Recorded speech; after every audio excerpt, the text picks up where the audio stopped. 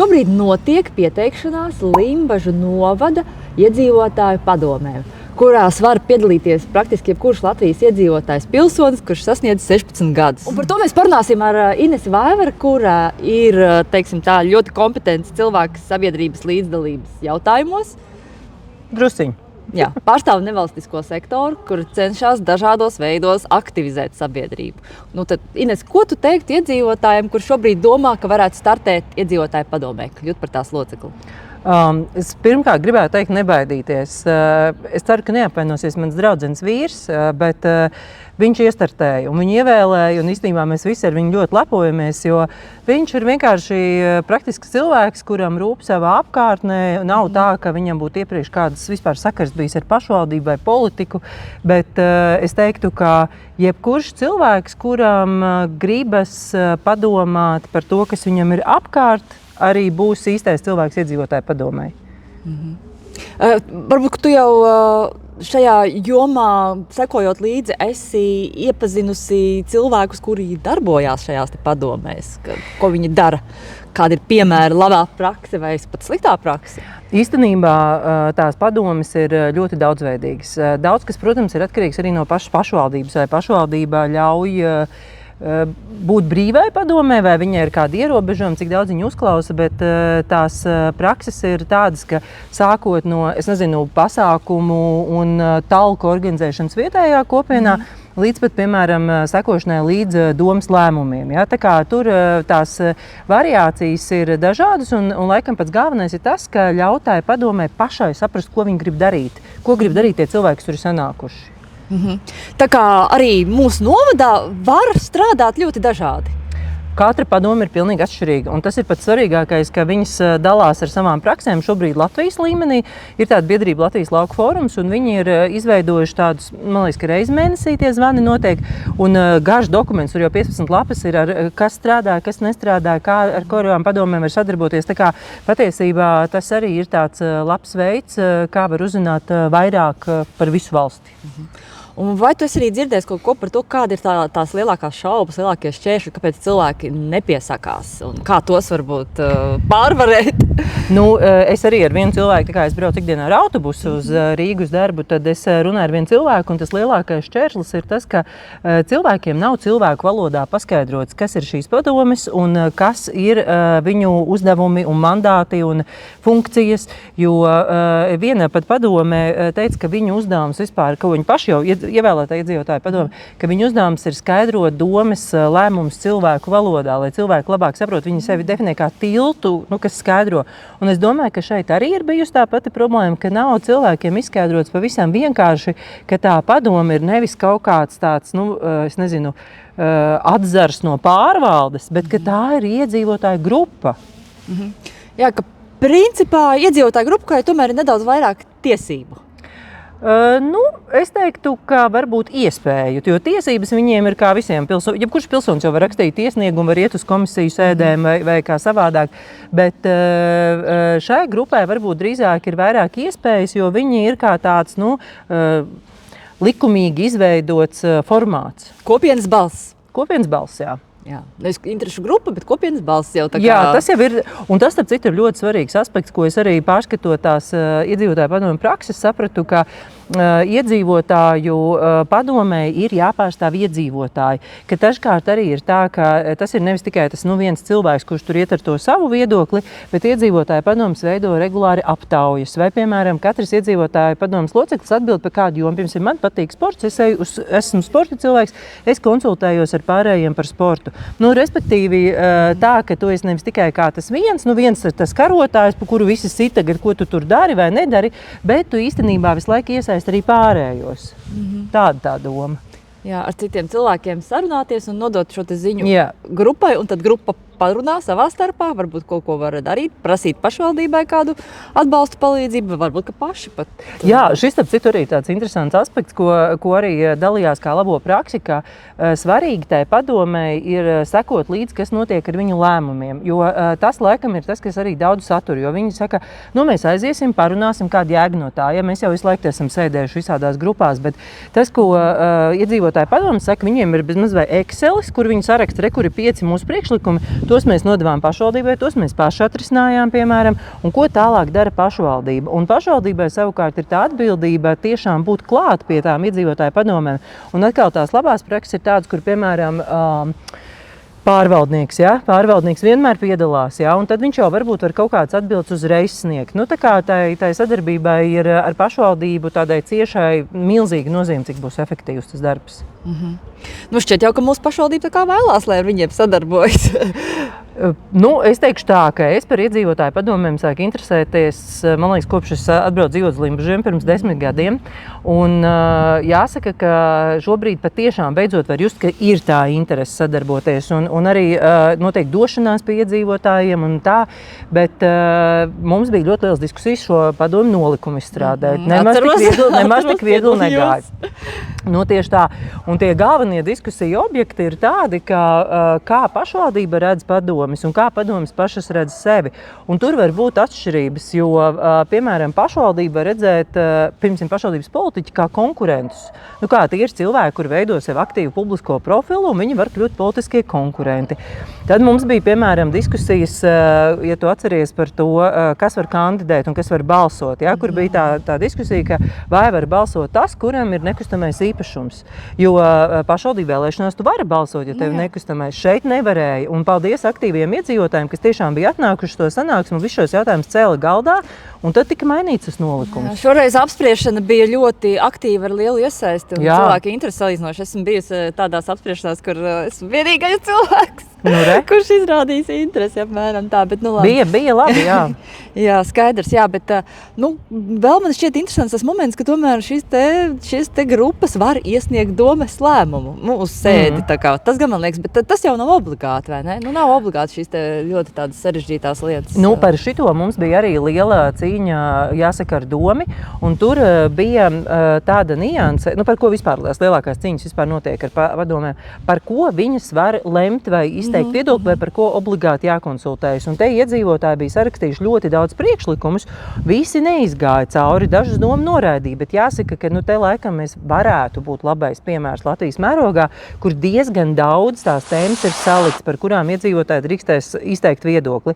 Un tad tālāk tas viens cīņu objekts, un kurš tagad tiek grozīts, ja, kur tagad notiek tie nolikuma grozījumi, bija tieši par to, kā padome pieņem savus lēmumus. Jo tā kā es esmu cilvēks, kas strādā NVO sektorā, ne visus lēmumus pieņem saucot kaut kādas sanāksmes vai organizēt kaut kādas baigi formālās lietas. Varbūt arī iedzīvotāja grupa, piemēram, kurai aktīvāk tas interesē, un tad viņi pieņem šo lēmumu. Līdz ar to, atbildot uz to, ko tu saki, tā ir tāda unikāla iespēja, bet viņa nevar palikt par tādu smagumu, kā slogu. Un tāpēc man ir prieks, ka Limbažu pašvaldība izlēma mainīt šo nolikumu, lai patiesībā būtu vieglāk pašiem iedzīvotājiem. Jā, es saprotu, ka viņi arī šobrīd pat veic izmaiņas aktuālās, vēl drusciņi pamaina, kad par šo te nosakot, ka nav obligāti jānāk kopā par visu, ko. Tā kā diezgan brīvi, sarežģītākais. Ir kaut kāds minimālais satikšanās skaits. Vajadzētu satikties, bet tas nav tā, ka tev katru reizi mēnesī vismaz ir jāieplāno. Vai par katru jautājumu. Vai kaut ko var apspriest, kaut vai tiešsaistē, kā mēs mīlam to darīt, vienoties par kādu jautājumu pacelt vai tā.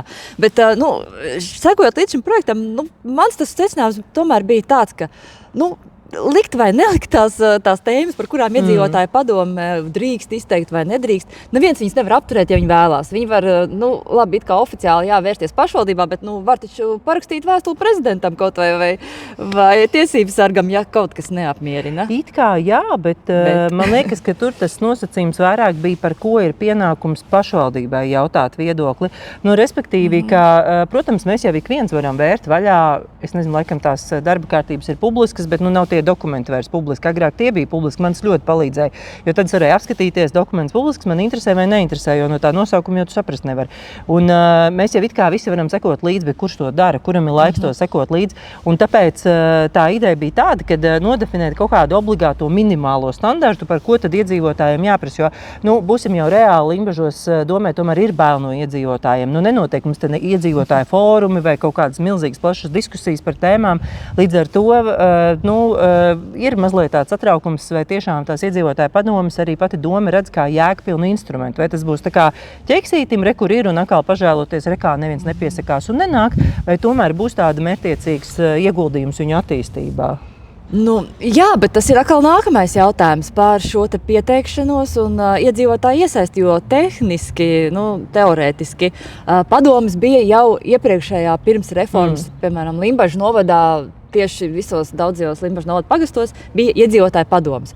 Un viņas tur tā lēnām izčākstēja, teiksim, tā dabiskā veidā.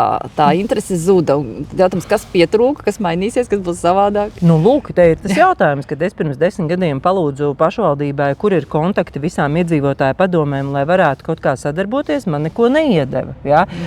Tā kā tas ir stāsts par to, ka es domāju, ka pašai pašvaldībai nebija interesi. Un tas, ko es pamanīju, ka atsevišķas padomas aktivizējas pirms vēlēšanām, tad, kad jābrauc, kaut kas jādara. Respektīvi, ja domai pašai nebūs intereses par to rīku, tad viņš arī nestrādās, jo nākt kopā un pļāpāt jau arī iedzīvotājiem nav intereses. Ja?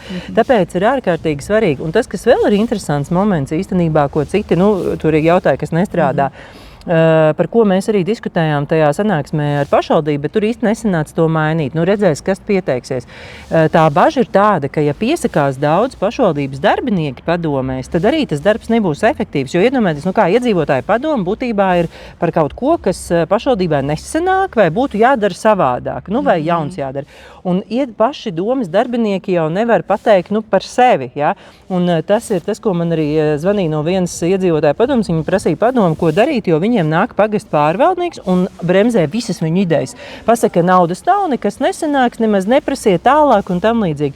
Un tāpēc ļoti svarīgi ir, ka tā augstākā domas vadība, kurai šobrīd ir interese, ka viņi uztur to interesi un tiešo kontaktu arī kaut kādā veidā ar tām padomēm. Jo var rasties tāda situācija, ka domas darbinieki negrib, lai kaut kas mainītos un bremzē patiesībā to padomju darbu. Vai tā kā vajag, tad pašvaldības tā intereses izrādīšana ir nepieciešama, lai saglabātu šo darbu. Tur ir kādam ir bez tās jau nekas nesanāk. Un jāpulcē šie cilvēki kopā, ka savādāk, ka vienkārši viņiem, jau tas, ka viņi nevarētu paši varbūt sapulcēties, bet tas, ka viņiem būs sajūta, ka viņi runā tukšumā. Jā, un tāpēc arī es piedāvāju, kad es devos uz šīm pašvaldības sanāksmēm, es arī publiski to piedāvāju, ka tad, kad būs ievēlētie cilvēki, es varu novadīt vienas dienas apmācību šiem cilvēkiem, iedrošinot viņus darboties pēc pilnas programmas, ja tā, lai viņi zina savas tiesības, lai viņi zina savas iespējas, vienkārši kopā ar padomēm iziet cauri tam procesam un arī atbalstīt viņus šajā savā ceļā, kā viņas veidosies, jo es tiešām ar pilsonisko sabiedrību strādāju vairāk kā 20 gadus un es zinu par šīm tēmām, un tad jau redzēs, pagaidām ir bijis tāda piekrišana, ka tas interesē domai, ka varētu būt, ka mēs to veidojam šādu pasākumu, tad redzēsim, un tas varbūt arī kādu iedrošina pieteikties, ka nebūs tā, ka pieteiksies un tad iemetīs, peldi kā māki, ja? Bet ka tiks sniegts šis atbalsts arī pēc tam. Jā, šobrīd nedēļu pirms pieteikšanās termiņa noslēguma esmu noskaidrojis, ka pieteikumi ir, bet nevienā pagastā un pilsētā, kur veidot šīs padomes, nav tas vajadzīgais skaits savācies. Tā kā būtu pietiekami daudz jau to cilvēku, lai varētu izveidot. Un īpaši situācija tāda interesanta ir ar to, ka pārsvarā pagastos ir vairāk cilvēku pieteikušies un pilsētās lielajās lielākajās šo interesantu nav vai ir ļoti loģiski, maz. Tā kā tāda ir aktuālā situācija, jā.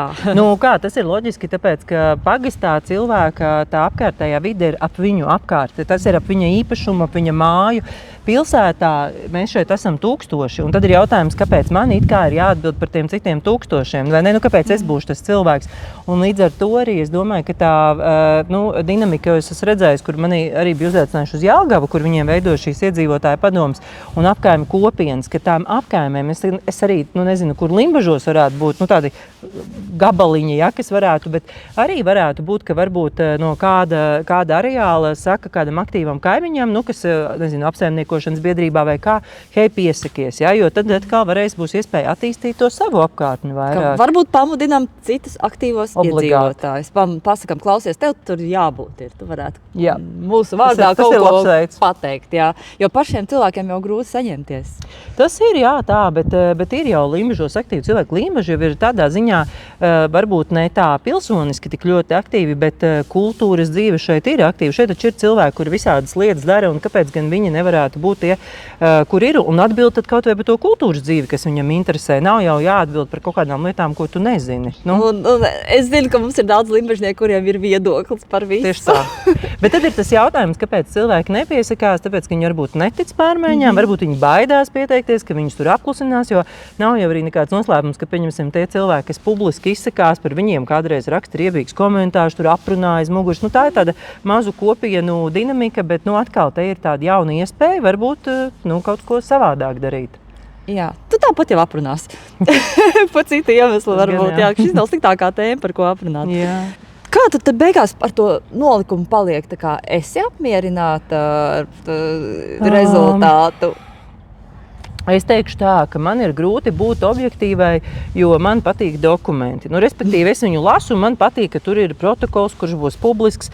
Es domāju, ka tur ir mazliet par smagnēju tieši tie administratīvie procesi, bet tas nolikums jau nav iecirsts akmenī. Un atkal pēc pusgada, kad padoms ir izveidots, ja es strādāju domē, es pajautāju cilvēkiem, kas strādā, kas nestrādā, un vienkārši izdarīt izmaiņas, kaut ko pamainīt, jo neviens dokuments jau nav akmenī iecirsts, viņš ir dzīves, viņš ir maināms, tā kā Limbažos mums ir ērtāk, un labāk. Jo tas bija tas, ko arī man teica, kad arī mūsu šis nolikums gājas, konsultējos ar cilvēkiem, kas valsts mērogā palīdz šīm te padomēm attīstīties, un tas bija tieši tas, ko viņi sacīja, ka galvenais viņas neuztaisīt pārāk birokrātiskus un smagnējus, lai ir dzīves organisms, lai cilvēki sāk kaut vai ar mazām lietām, kaut vai ar kaut kādiem ielu svētkiem, vai vienalga eglis uzlikšana, kas viņiem svarīgi.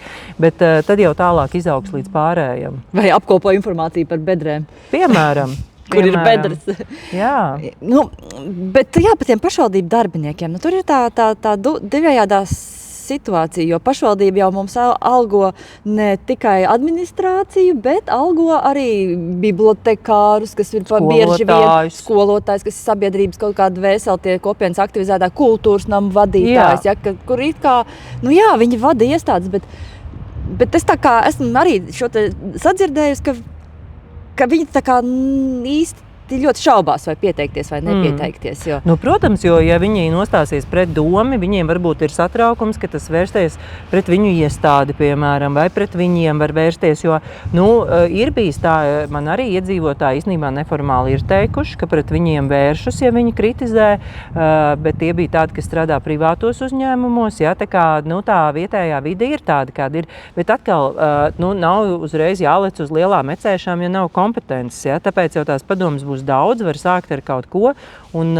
tad virzīties uz priekšu. Bet, protams, es domāju, ka cilvēkiem arī ir bail no tāda papildus sloga, jo cilvēki ir piekusuši, noguruši, un tad vēl kaut kas būs.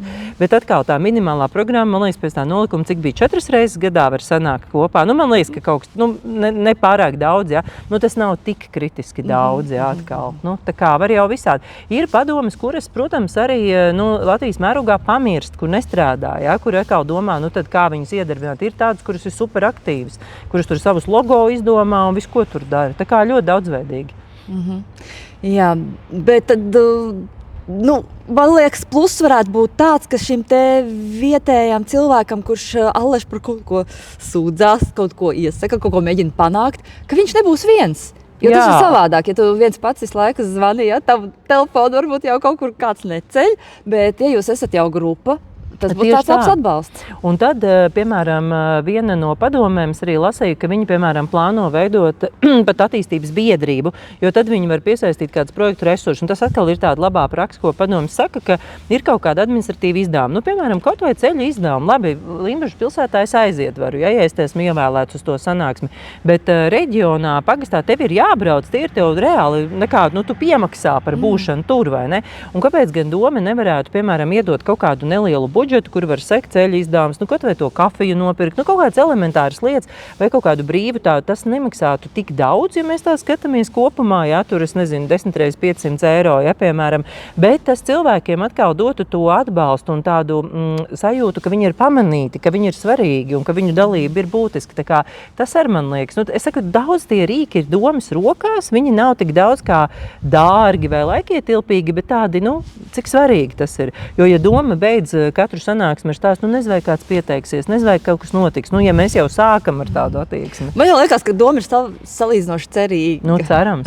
Tā izklausās, ka tā kā katrā sanāksmē arī gari un plaši tik stāstīts par to, kas šis būs un kāpēc ir jāpiesakās. Bet varbūt pārāk gari un pārāk plaši. Nezinu, kā lai uzrunā cilvēks. Tas noslēpums man liekas, ja kāds atklās, tad kā lai budina cilvēks būt aktīviem. Bet visi nekad nebūs aktīvi, jo tas jau ir tāda arī sajūta. Ir cilvēki, kuri pieslēdz uz konkrētu jautājumu. Būs konkrēts jautājums, kas svarīgs ir viņam, viņš arī pieslēgsies, viņš aizies, ar plakātu, nobalsos, parakstīs mana balss. Bet tad būs cilvēki, piemēram, kuriem tiešām ir svarīgs tas ikdienas nepārtrauktais aktīvisms. Tāda ir ļoti maz, es teiktu, 10%. Tāpēc gaidīt, ka mums pieteiksies masas, ir bezjēdzīgi. Es arī esmu skatījušies, cik tad nobalsoja. Tie nav, tie ir pāris simts varbūt cilvēki. Bet tajā pašā laikā ar kaut ko ir jāsāk, jo mums būs tie kaut kādi labie piemēri. Un es arī nelolo ilūzijas, ka viss iedzīvotāju padomes novadā strādās ļoti labi. Būs visādi. Bet, man liekas, ka mūsdienās cilvēki nevis tik daudz plāno, bet dara un attīstās darot, vai ne? Tas, ka var neizdoties, nenozīmē, ka nevajag mēģināt. Tieši tā. Nepatiks, var aiziet projām.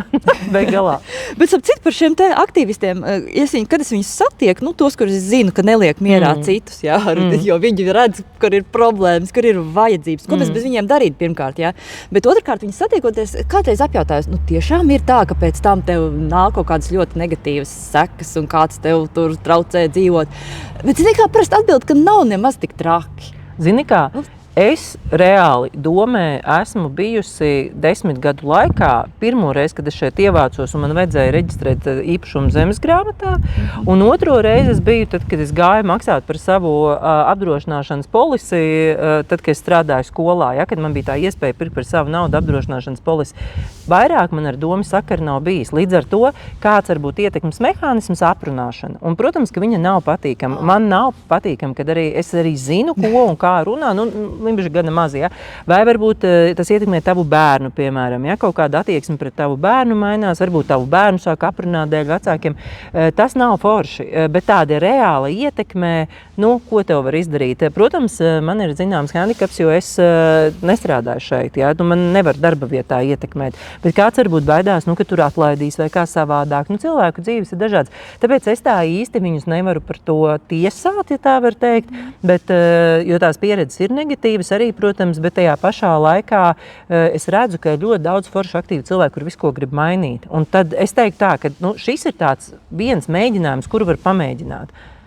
Vai ne? Te beidzot ir tā iespēja. Jā, kāpēc ne? Labi, es domāju, ka mēs esam galveno pateikuši, vai ne? Bet, es tagad skatos, kas man te bija no viļāniem un no robežiem un vārmes man savāks. Bet īstenībā es jau lielā mērā visu pateicu. Par tavu jomu sadalījumu, to lapmešķiemā viņi tos protokolus taisa un reģistrē statusu, Dekšārē par tiltu. Faktiski tās mazās vietas, viņi katrs pilnīgi specializējas savādāk. Tā kā tas atkal nav nekāda noteikuma. Kā paši izdomās, kas ir svarīgākais tiem cilvēkiem, kas sanāk kopā, tā arī darbosies. Tā kā, Bet man liekas, ka viens tāds padoms pašā noslēgumā būtu uzrunājiet viens otru. Ņemiet viens otru pie rokas, varbūt kaimiņu, kurš vīru, vai kāda sieva aizvelk savu vīru. Tā kā uz teātri. Tieši tā.